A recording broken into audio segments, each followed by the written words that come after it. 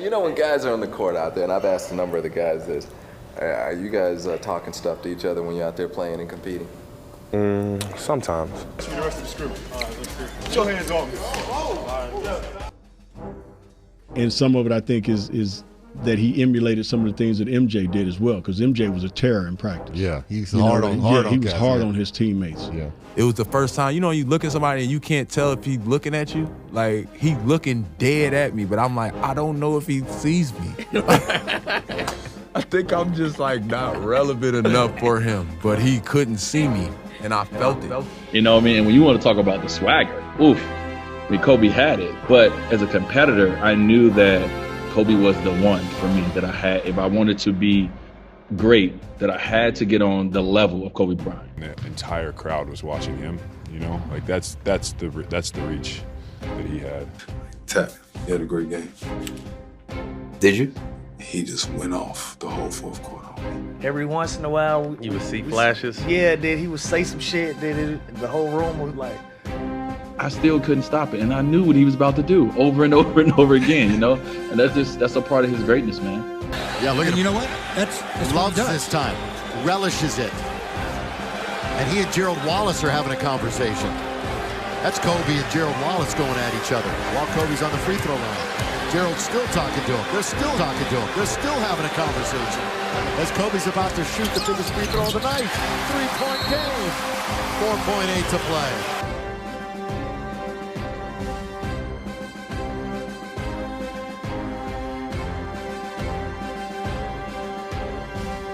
And that's not like, people think those stories are like not real. Like, those stories are real. Rumor has it, there's a story where Kobe was playing against the 76ers, and Andre Iguodala had done a great job on him, held him to like 7 for 20 shoot. So he literally when they went back to Philadelphia, he had that date marked on his calendar. So he came to the locker room, and he was like, where's Dre? And I was on the court working out, getting ready for the game. And it was Lewis Williams. It was like, he told Lewis Williams, he said, tell Dre 50 tonight. So I come out to the locker room, and Lewis Williams was like, yo, Dre, Kobe said 50 tonight. I'm like, I'm always ready to play against Kobe, so I'm like, okay, this will be a good matchup. Excited about it. So 6 minutes to go in the fourth quarter. He has 49, and they're about like 20, and he gets subbed out. So he got 49 with 6 minutes to go. The game was over. So that was an interesting night. I actually went back and I tracked that game. He made like 3 threes from like where it says Staple on the side of the court. He made like 3 threes from like the P and Staples, which was like far. So yeah, and then we got a lot of pick and roll action. I'll never forget that game. The stories, I remember at USA Basketball, first practice, he was like, he looked like, I don't want to say old, but he looked like, I was like, man, am I seeing like the end? It's like he's starting to decline. I didn't tell anybody that. I would never say that out loud. But I was just thinking that in my head, because he just wasn't moving, as well as he was. He's missing a lot of shots. Middle of summer, so whatever. But then I found out he had gone on like a 40-mile bike ride at like 11 p.m. that night. Got in at like 2 a.m. And then he was in the weight room when I got down there at 7:30. So, it was funny to me, very fitting to me. That was like in my head. I was too scared to say it to anybody else, but I was like, man, am I seeing like the decline? I was like, oh no, he's just worked out for 40 hours straight. I heard a story about early on in your career, you wore them. Obviously, you've been wearing them since the 12th grade. When you played against Kobe, did you wear his shoes or did you wear a different shoe? So early on, I remember who said something to me. I'm gonna ask Vince if you remember this. I remember Vince was like, when you play against Kobe, do you wear shoes? I'm like, no, I haven't yet. Like, why? Like, nah, you don't supposed to wear them your opponent's shoe or blah, blah, blah. So I'm like, oh, all right. So next time I played Kobe, I wore some Jordans. It's the wrong fucking thing I should have did. As soon as I walked on the court, Cole was like, oh, that's what we doing, motherfucker? And didn't say nothing to me the rest of the game. Right? Hey, you just sounded so much like him right there when he said that. That's what we doing, motherfucker. Yeah, you sounded just like Kobe right there, dude. That's crazy as hell. He was off you, huh? He was off. Did he bust your ass too? What, man? And that game, I swear to God, you can find the game too, bro. I remember I had hit somebody hit a shot, put us up like 1. They called a timeout in front of our bench. This motherfucker walked past our bench while we was in the huddle, said, "You left me too much time." Came out, hit the fucking game winner, right? So I was like, man. So after the game, I talked to him. He was like, damn, man, my bad. You know, blah blah blah. That's what's up. That's a crazy ass story. That's what's up. Yeah, that's I don't think I never yeah. told that. Yeah. Yeah, nah, but hey, I swear to God, that was him when you said it, because he done said that plenty of times. That shit was crazy. Man. We were in the Olympics, right? And this is when I knew Kobe was a monster, though. You hear about it, but you really, if you don't see it, you really, really don't know. And so we get into a city, one of the cities very late. And immediately we all go to the gym, you know. All my guys, it's Melo, it's me, it's Bryant, it's Kobe. Like, we all go to the gym, we all get our work in. It's real late. And so after we get done getting our work in, me and my guys, we say, hey, like, let's meet for breakfast in the morning. Like, if you can't sleep, whoever first one wake up, hit us up, we're going to go eat. And so we do that. We probably get like 3 hours of sleep. You can't sleep much when you're traveling across the world, you know, like we were traveling. And we probably get like 3 hours of sleep, and we wake up, we go down to where the food is.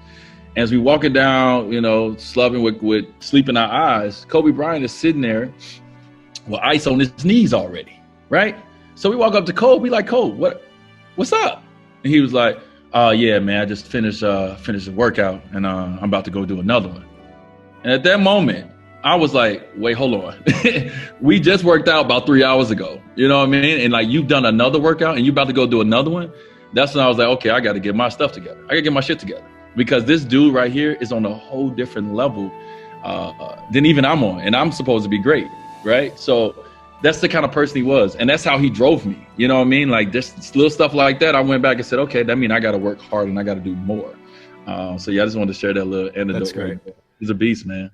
He had a lot of respect for guys who busted their butts, you know, every single day, being if they were very talented or not. But if you came to work every single day and you didn't bag down to him, because he would test you. You know, that's the one thing I loved about it. He would test guys in practice. How would he test them? Oh, elbowing them, talking to them, you know, telling them they can't guard him. You know, you got this guy out here and this guy can't hold my jock. You know, but I mean, he would talk so much stuff, and he would really just to see how you're going to react to it. Touch me the rest of the scrimmage. All right, let's see. Put your hands on me. You know, and some of it I think is that he emulated some of the things that MJ did as well, because MJ was a terror in practice. Yeah, he's he hard was guys, hard yeah. on his teammates. Yeah. Fucking hard, you ain't got that. You make what you make hard. You know what? I got to spin to you all day. Actually, you know, and you know, even the last 2 years I had him here, you know, I wouldn't allow him to practice much, but there was days where he was like, well, B, let me just scrimmage. And I was like, yeah, that sounds good. So, you know, we're going to scrimmage at about this time. Come on back out, you know, get yourself back loose, and I'm going to let you scrimmage. And he would be in the scrimmage talking the whole time to guys, to Nick Young and to Jeremy Lin's and Carlos Boozers, and I would sit there sometimes and say, guys, you not going to say nothing back? What started that back and forth though?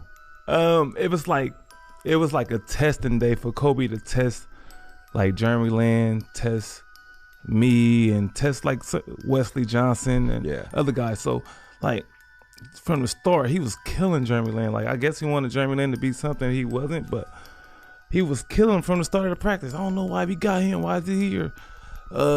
He had one good year talking crazy. Like, but during the practice, I'm up here like, Jeremy Lin, come on, man.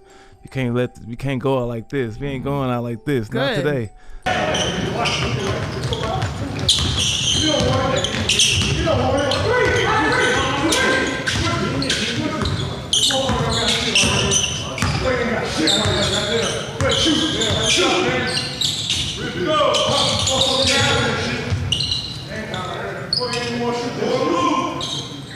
I'm getting mad like, Jeremy Lin, come on, man. Kobe, y'all soft like Sherman. Oh, I can't even get better practicing with y'all. And he would do it to just see which of these guys he could be in that foxhole with.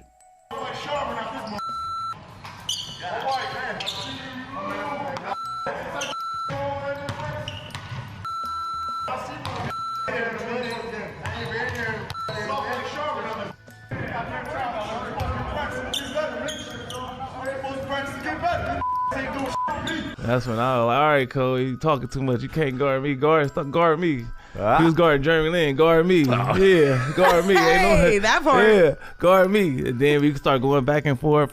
I said nobody in the world could guard me because Gil was teaching me. From.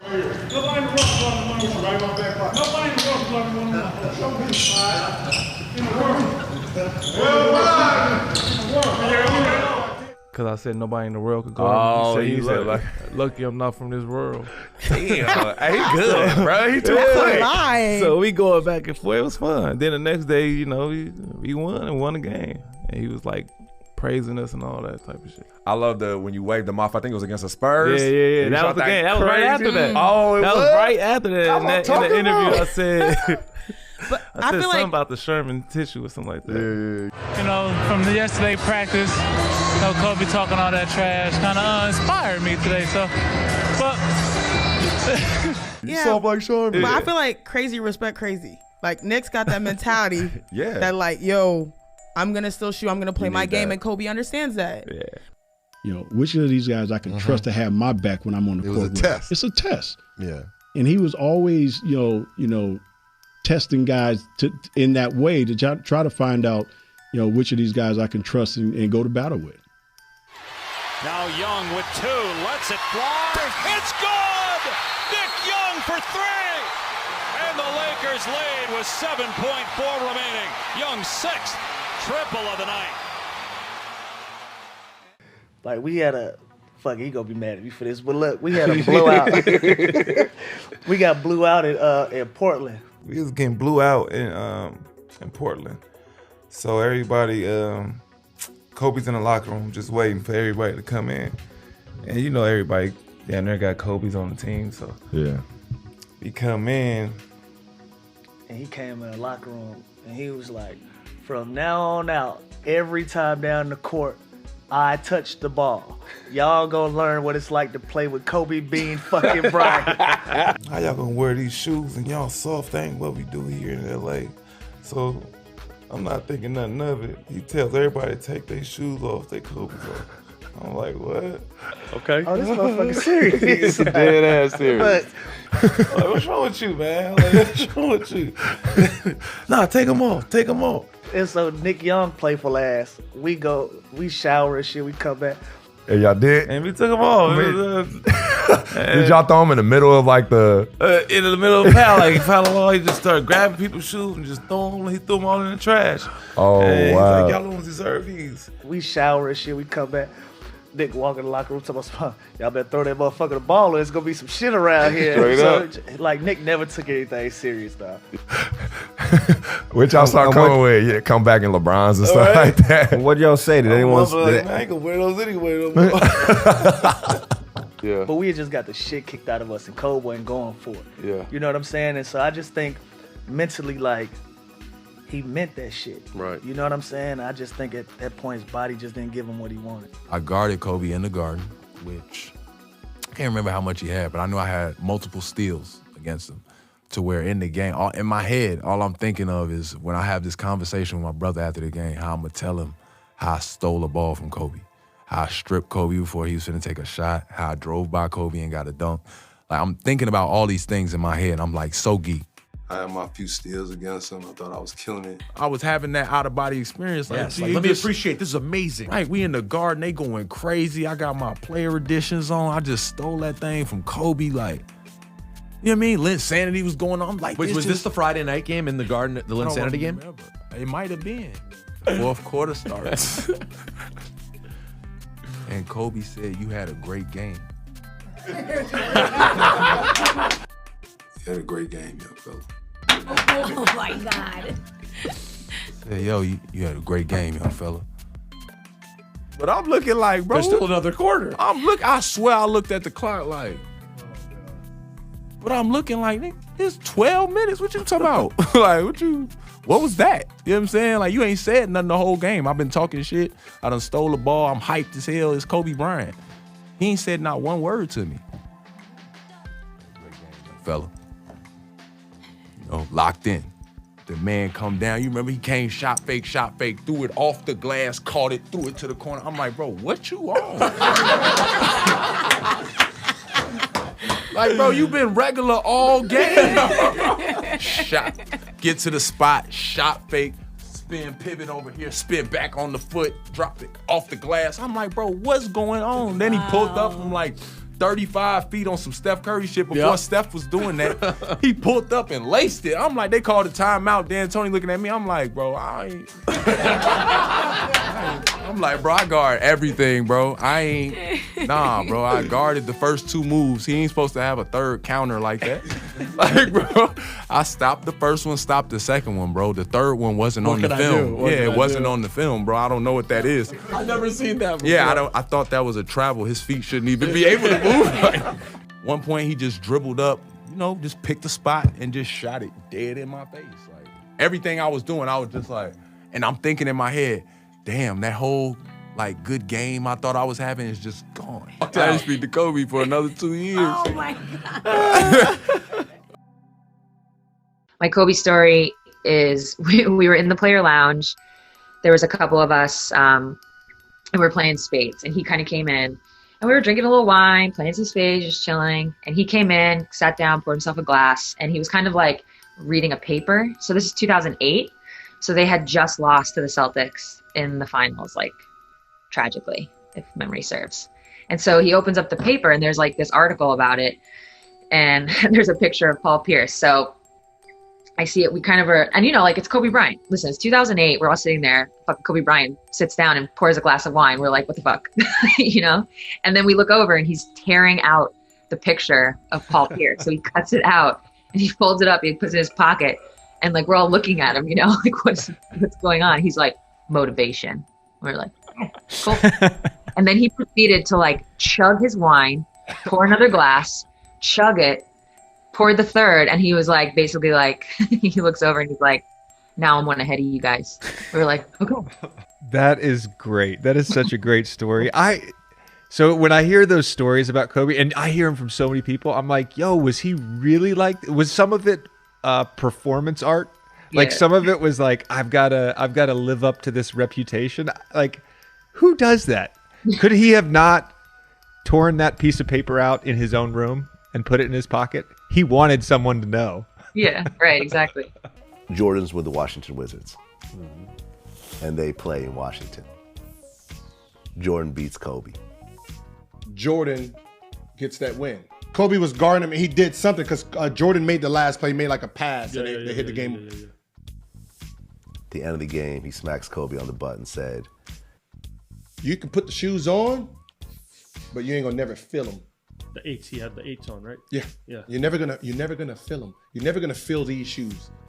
Kobe stopped talking to his teammates. They say Kobe didn't talk to the team for 2 weeks. Yeah. For 2 weeks. Literally would not say anything to anybody. Like he just went silent. But he was on 1 million. And when they talked to Phil Jackson, the teammates were like, what's going on? What's going on? So they said, Phil, what's up with Kobe? He mad at us? It was like, nah, he ain't mad at you. Well, Jordan told him that comment, and it upset him. In Washington, it's like, in what? 2 weeks ago? He's like, yeah, he told him he can copy him all he wants and do all that, but he'll never fulfill those shoes. So they already knew what was coming. So then the Wizards came to Los Angeles to play. Hey, they was like, yeah, I feel sorry for next time we play Jordan. Kobe scored 42 points in the first half. Wearing that distinctive headband out to Kobe. 5 on the shot clock. Kobe Kobe looking in the corner, instead stops the baseline, squares up. 23 consecutive points scored by Kobe. 30 points in the game. That was a nice looking shot. Pull-up check against Kwame Brown. Crossover. Pull-up check shot. Good again. You better take a timeout. And scored 55 points in that game. They said they already knew That's what was about to happen against MJ when MJ came to LA. Wow. And they said, sure enough, Kobe went out and that motherfucker said, it wasn't. He didn't even have to tell the team. Once they heard what happened, is what Kobe decided to do. On Jordan. Which a lot of people don't say. He had 42 in the first half. Yeah. Gave him 55. Bro, you could see Mike's face in the end. Now that explains it. Yeah. They said Mike with the towel. Yeah, but that's what I'm saying. It was what was told to him. Yeah. He's a psycho. That's what I said. He's a psycho. That's what was told to him. Do you remember the reality show, The Real World? Yes. That used to be on MTV? Yeah. Kobe was a rookie. Arn was my agent as well, and I was the elder statesman of the firm. And Arn called me up and was like, do you mind talking to this young kid and show him what the NBA is all about and how to conduct yourself? I'm like, okay, yeah, sure, I'll talk to this kid. We were set to play a game of basketball versus the real world cast. It was shot in Hollywood, and all I remember is Gail continuing to say to me, look, when you guys get there, you're going to get there before the cast of Real World. All Kobe wants to do is play you one-on-one. He just wants to play you one-on-one, one-on-one, one-on-one. I'm like, look, I'm 10 years in. This is 96, 97 year, that summer. So he had 1 year in. So I'm 10 years in. I'm not going to play this young cat one-on-one. I'm like, all right, I'll play a soft game of one-on-one versus him, but our focus should be going against the real world cast. So we get there, and we're playing soft one-on-one, and, I'm doing my step-back jumper. I know you've alluded to this before. And he's like, how do you do that move? And I kind of show him because I was trying to take things from him as well. He had this killer crossover. I'm like, wow, how do you do that? So we're exchanging our go-to moves. Well, a conversation turned into text messages and phone calls every day. Because, like you said, he was gathering information. We reached the Bulls in the conference finals, and he was like, so what was it like going against Jordan?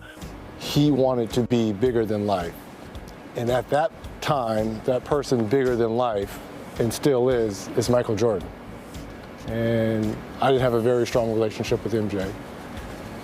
But Kobe wanted to know what was all the intricate talking and trash talking and moves that were going on between MJ and I. What did you do? Like, what were your game plans? What was this? I was like, man, that black cat, there was no answer for him, man. We tried this, we tried that. That black cat was doing this and that. And I'm thinking to myself, what does this kid want to know about all this MJ talk for?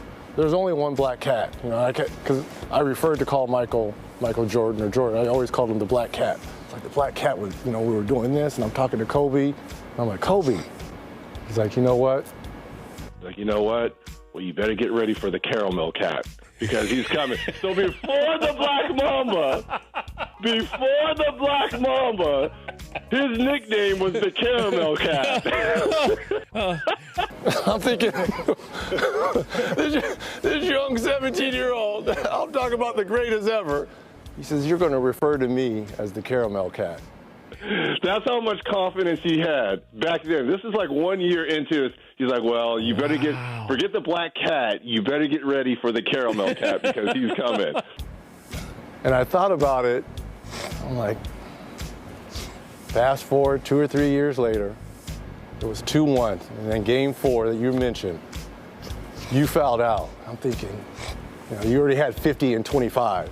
Great. That's a loose ball foul on Shaq. That'll be number 6. What a big play. 3 years later in the NBA Finals, that same move that I was showing him in my step back, he hit in Game 3 after Shaq fouled out. Reggie Miller, the marquee matchup we talked about. Look at Reggie Miller squaring him up. These two guys played one-on-one all summer in L.A. Kobe takes it between his legs. He pulls it back, hits the jumper, and then sort of gives it, take your time. Everything's cool. As he's running down the court, pats me on the butt and says, you never should have showed me that step back. I'm going to kill this young kid. I'm going to kill this young kid. Brilliant.